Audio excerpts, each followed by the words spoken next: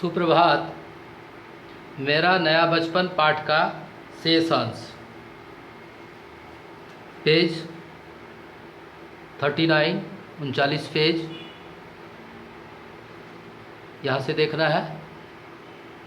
मैंने पूछा यह क्या लाई, बोल उठी वह माँ काओ।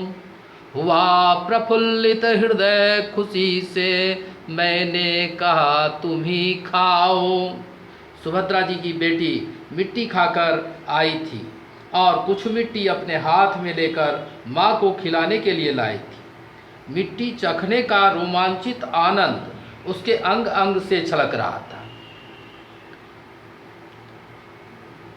आंखों में भोला कौतूहल छाया हुआ था और मुंह परम खुशी से लाल हो रहा था और ऐसा लगता था कि बिटिया को मिट्टी खाने जैसा महान कार्य पर बड़ा गर्व हो रहा था।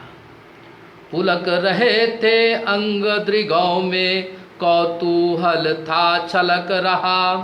मुंह में थी आह्लाद लालिमा, विजय गर्व था झलक रहा। यही मुंह परम खुशी से लाल हो रहा था और ऐसा लगता था कि बिटिया को मिट्टी खाने जैसा महान कार्य पर बड़ा गर्व हो रहा था। इसके बाद मैंने पूछा यह क्या लाई, बोल उठी वह माँ काओ। हुआ प्रफुल्लित हृदय खुशी से, मैंने कहा तुम ही खाओ। कवयित्री अपनी छोटी सी बिटिया की तोतली बोली में सुना माँ खाओ। यह सुनते ही उसका हृदय वात्सल्य से प्रफुल्लित हो उठा और उसने कहा बिटिया तुम ही खाओ। इस प्रकार वह स्वयं भी बच्ची बन गई। पाया मैंने बचपन फिर से। इस प्रकार वह स्वयं भी बच्ची बन गई।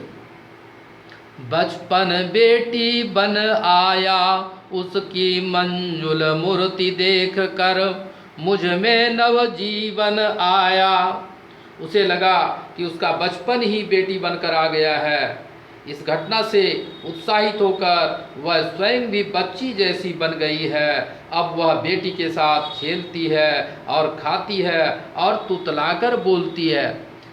मैं भी उसके साथ खेलती खाती हूँ तुतलाती हूँ, मिलकर उसके साथ स्वयं मैं भी बच्ची बन जाती हूँ। तात्पर्य यह है कि सुभद्रा जी को फिर से एक बार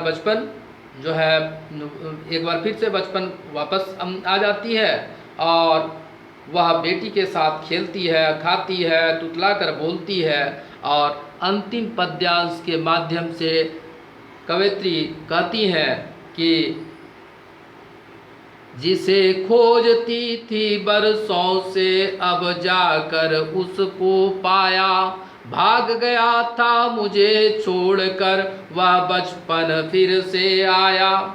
कवयित्री को लगता है कि वह जिस बचपन को वर्षों से खोज रही थी उसे अब बेटी के रूप में पा लिया है। जो बचपन उसे छोड़कर भाग गया था वह फिर से वापस आ गया है। धन्यवाद बच्चों। वीडियो बनाने में काफ़ी समस्या का अनुभव होता है, फिर भी आप लोगों के सामने यह हम दे रहे हैं। धन्यवाद।